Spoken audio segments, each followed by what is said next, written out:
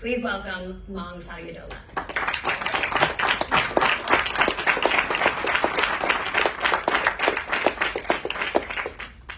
Bismillahirrahmanirrahim. Thank you, Daniela, and thank you, CGI, and thank you everyone for being here today and making this amazing event happen. I am incredibly honored to be speaking here in front of you all today. I born to my Rohingya parents in a small village surrounded by green fields, trees, and a river also in Arkan State in Myanmar. I am a proud Rohingya, an ethnic minority group in Myanmar that has been systematically persecuted for decades. Growing up, my family and I lived a simple life. The first encounter with the discrimination was one day with my mom when I visited to a hospital. We were pushed back to the line of a queue, and I didn't understand. They made us wait for hours. I finally realized it was only because of we are Rohingya. That time, I dreamed to become a doctor because I wanted to create people with no discrimination regardless of their identity. But in 2017, Myanmar military started an operation, brutally killed Rohingya, and also they started burning our villages, committing mass killing, and also forcing more than 700,000 Rohingya flee to Bangladesh. And in what United Nations has called that the textbook example of ethnic cleansing. My family and I were among those who escaped the situation with nothing but the clothes in our bags, terrified.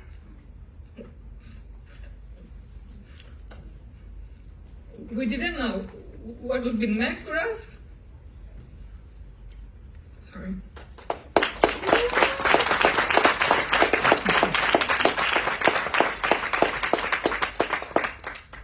I ended up my life in a refugee camp in Bangladesh with alone 1 million others who lost everything. And being a refugee is really not easy. Staying in a refugee camp makes feel like we are being trapped in a cage. I started asking myself why I am here today, why we are staying in the country of other people, and why we are staying in a place like we used to keep animals back in our home country. I had no answer. I started digging into our history, into the history of Rohingya and into the history of Burma, and I realized that our suffering was a long time systematic discrimination and persecutions. And you know, our suffering is actually for decades. And our people had been suffering from the denial to access to higher education, human rights, to the denial of our citizenship as well. And my dream is changed that time. When I realized those things that we have been suffering, a lot of those things, my dream is changed. I no longer wanted to just treat illness. I wanted to help heal the entire community that had gone torn apart. And it was about 1 year after arriving to the refugee camp. One day I sit in a place in the refugee camp with some of my friends and colleagues. We were desperate, we were disappointed, we wanted the world to hear our voice, to see our pains, and in our discussion, we were discussing about our problems and what we can do as being the generations of our communities. And from our discussion, an idea came, which was to organize an event to commemorate the first anniversary of Rohingya Genocide Day. And we organized that event on 25th August 2018. The surprising thing was more than 10,000 Rohingya students from different places came together in the place wearing our school uniform, holding our national Burmese flag and chanting for the justice. It was out of my expectations, and it made me realize that when we come together, our voices are really powerful. And that motivated me to start Rohingya Student Network.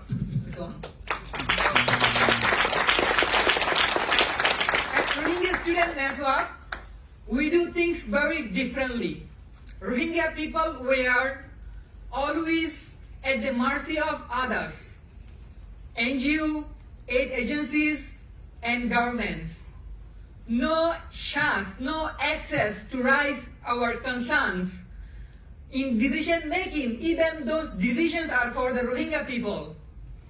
No any chance to build ourselves to fight for our own rights.